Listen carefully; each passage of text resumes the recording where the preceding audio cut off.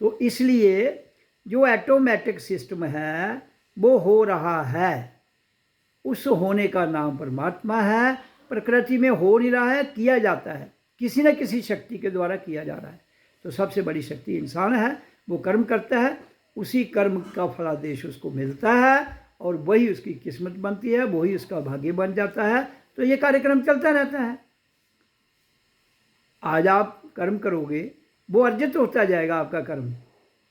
जब वो प्रकृति में जहाँ काल के चक्कर में अर्जित होता जाएगा, तो अगर आपके क्रेडिट में पड़ा रहता है तो मिल जाएगा।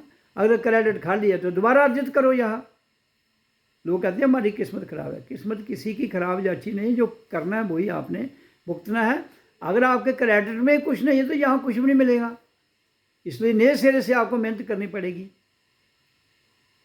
तो इसलिए लोग क्या कहते हैं कि इतना इतना धन कमा के छोड़ जाते हैं ताकि दोबारा उसी खानदान में जन्म लें और उसी को साइकिल में वो लेते रहे, उनको आसानी से मिलता है। लेकिन अगर वो वहाँ अपने कर्मों से गिर जाता है तो दलदल में भी चला जाएगा।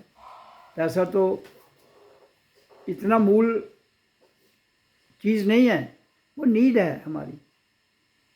और उसके बाद आत्मतीय शक्ति हमारी ज़रूरत है, उसको जानना हमारी ज़रूरत है। लेकिन लोग उसको जानने के बजाय कुछ और ही ज़रूरतें उन्होंने अपनी महत्ता में आगे रख ली है, जो सबसे बड़ी भूल है इंसान की। और उस भूल को वो बार बार कर रहा है। मैंने कहा है जो परिवार है वो वंश है और जो आत्मा है वो अंश है। वंश जो है कुछ समय के लिए होता है, अंश सदैव रहता है। उसी अंश को सनातन कहते हैं, जिसको आत्मा या परमात्मा का। तो अब हिंदुस्तान में एक जो सिस्टम या जिसकी जागृति आ रही है कि या हमें सनातन को बचाना है, एक होके रहना है, बिल्कुल ठीक है। लेकिन उसमें सनातन को बचाने के लिए केवल हिंदुओं का ही कर्तव्य नहीं है, ये मुसलमान का भी कर्तव्य है, सिख का भी है, क्योंकि वो भी उसी के मूलभूत हैं। तो जब तक उनके दिमाग से ये कंसेप्ट ना निकले कि हम अलग नहीं हैं, तब तक तो युद्ध हो सकता है। फिर युद्ध के आधार पर आप सनातन उनको ख़त्म करके बना सकते हो। और अगर मुसलमान कुछ बनाना चाहते तो हिंदुओं को ख़त्म करके बना सकता है। तो जैसे जब से दुनिया बनी है आज तक, पिछले 5000 का अगर मैं इतिहास देखता हूँ तो पिछले 5000 साल में 15,000 युद्ध हो चुके। तो मतलब है 1000 साल में 3000 युद्ध हुए। तो सनातन सनातन तो उड़ा, इस्लाम बढ़ गया, क्रिश्चियन आ गए, बहुत सी और जातियाँ आ गई। तो मूल को तो सब भूल गए। तो सनातन की अब मेन जो डोरी हिंदुस्तान में है, प्रकृति का सनातन सत्य नहीं है भाई। तुम्हारे मंदिर मस्जिद गुरुद्वारे सनातन थोड़े हैं। इंसान का जो देह है वो प्रकृति में सनातन है, और इसके अंदर वास करने वाली आत्मा जो है वो सनातन है। वो सनातन से परे, वो प्रकृति से परे है, उसको सनातन कहते हैं। इसलिए इसके लिए मैं कहता हूँ कि जितने भी धर्मों के गुरु हैं, हिंदू धर्म के, मुसलमान के, सिख के, ईसाई के, बौद्ध के, जैन के, उन सबको इकट्ठा करके एक जगह बिठाया जाए और उनके ब्रेन जो कट्टरपंथा में डूब चुके हैं उनको वाश किया जाए। अगर वो वाश नहीं कर सकते अपने दिमाग, चाहे हिंदू हो, मुसलमान हो, कोई भी धर्म गुरु हो, तो ये युद्ध कभी भी खत्म नहीं होगा।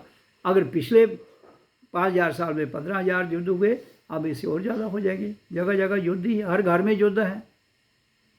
तो इसलिए मेरा जो कहने का भाव है, मेरी तो चेतावनी हमेशा किनको है, धर्मगुरुओं को और देश के विश्व के नेताओं को। पे बैठो, ये जो तुम्हारे अंदर एक अहंकार की जो भावना, कट्टरपंथता की भावना है, जो जात पात, इस्लाम, हिंदू, सिख, ईसाई, बौद्ध की भावना है, इससे निकलो। जब तुम इससे निकल पाओगे फिर तुम्हें समझ आएगी। हाँ, फिर जो मैं मेथड बता रहा हूँ इसको करो, फिर आपको रियलाइज़ होगा। ये गुरुओं को करवाओ।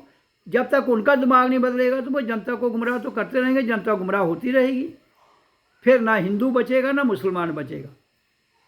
हाँ, युद्ध चलते रहेंगे। तो इसलिए अगर सत्य में हर कोई चाहता है ये धरती स्वर्ग है, स्वर्ग ही बनी रहे, तो उसके लिए हम सब का कर्तव्य है कि धर्म गुरु जो है वो सुधर जाएं, नेता सुधर जाएं और धर्म गुरु सुधर जाएं। अगर आप बिल्कुल साक्षात रूप में जहाँ शांति लाना चाहते हो, साक्षात रूप में जहाँ अगर आप सनातन को कायम करना चाहते हो, क्योंकि हम सब सनातनी हैं, इसमें किसी जात पात का कोई भी वर्गीकरण नहीं किया जा सकता। तो मेरी जो वाणी कहती है वो बड़ी स्पष्ट है, अगर संसार को समझ आती है। मुझे नहीं पता धर्मगुरु कितने पढ़े हैं, मैं तो इतना पढ़ा लिखा नहीं हूँ, लेकिन जो मैंने प्रैक्टिकली अपनी मेडिटेशन के द्वारा, साधना के द्वारा जाना है, उसके आधार पर बात कर रहा हूँ। आपने ग्रंथ लिखे होंगे, मैं ना ग्रंथ लिखता हूँ।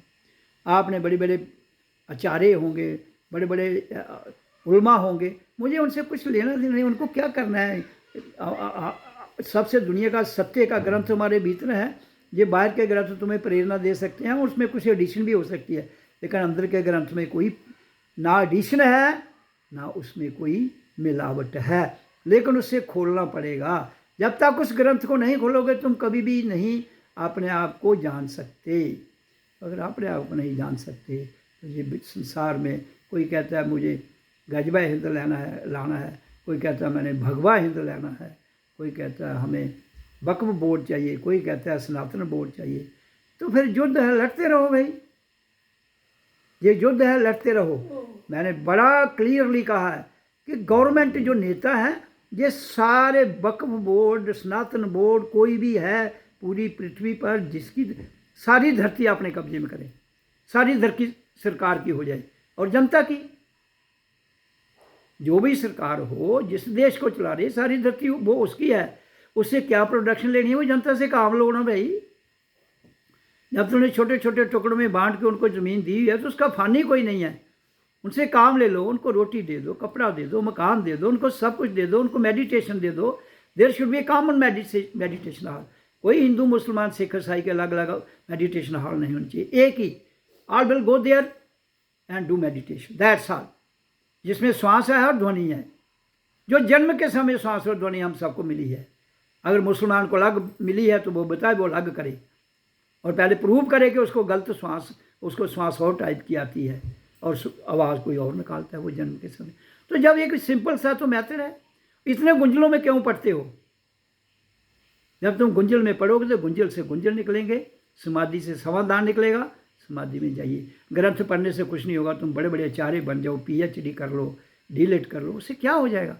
और ग्रंथ लिख दोगे और दुनिया को भरमा दोगे और दुनिया कन्फ्यूज़ हो जाएगी। इसका मतलब है तुम खुद कन्फ्यूज हो, इसलिए तुम्हारे अंदर से कन्फ्यूजन की ही बात निकलती है। बेशक मैं कहता हूँ कि हिंदू धर्म सॉफ्ट है, जो हिंदू संप्रदाय है वो सॉफ्ट संप्रदाय है। मुसलमान जो है सॉफ्ट नहीं है, क्रिश्चियन भी सॉफ्ट नहीं है, वो पैसे के जोर पर लेता है, ये डंडे के जोर पर करता है। हिंदू ऐसा नहीं करता है, अंतर है। लेकिन हिंदू को भी सनातन बनने के लिए जो मैं कहता हूँ वो तो करे, जो उनका मूल है। जब सब लोग कहते हैं कि ओम हिंदुओं का शब्द है, प्राण बाजू साधना सिद्धि मेडिटेशन हिंदू करते हैं, तो तुम तो करो भाई। ये 100 करोड़ जो हिंदुस्तान में बैठे हो, और 100 करोड़ करो, मेरी बात को मानो, पूरी वर्ल्ड सनातन कर दूंगा। इसके अलावा और कोई रास्ता नहीं है। जितने मर्जी युद्ध कर लो, जितने मर्जी हथियार ले लो, जितने मर्जी पावरफुल हो जाओ। तो इसलिए मैं बड़ा स्पष्ट वाणी में कहता हूँ कि संसार को अगर सुख देना है, समृद्धि देनी है, शांति देनी है, नौजवान तबके को ड्रग से मुक्त करना है, देश को भ्रष्टाचार से मुक्त करना है, दिस इज़ द ओनली यही एक अल्टरनेटिव है जो मैं बता रहा हूँ। इसके अलावा कोई अल्टरनेटिव भी कामयाब नहीं है। इसलिए इसका नाम है स्पिरिचुअल थॉट रिवोल्यूशन। आध्यात्मिकता, आत्म चेतना को जानकर जो विचार आएंगे वो परोपकार करने के काबिल होते हैं। ये जो बाकी आपकी पढ़ाई ये उपकार तो कर सकते हैं, परोपकार नहीं कर सकते। और उपकार स्वार्थ से होता है। अब जहाँ जो पॉलिटिकल पार्टियां हैं वो उपकार करेंगे जो उनको वोट देगा। तो 2 पार्टियां हैं, 3 हैं, कोई हर कोई कहता है मैं आपके लिए ये लाऊंगा। बोला लाना किसने क्या है? जनता का माल है, जनता को ही देना है, पैदावार ज़मीन से होती है, करो। वो गवर्नमेंट अपने पास रखे, लोगों को आने चाहिए, फ्री में दे दो। मकान फ्री में दे दो, को रोटी कपड़ा मकान सब फ्री में दे दो, कोई दिक्कत वाली बात ही नहीं है। तो इसलिए आप सबको ऐसा करना पड़ेगा। ओम ओम ओम।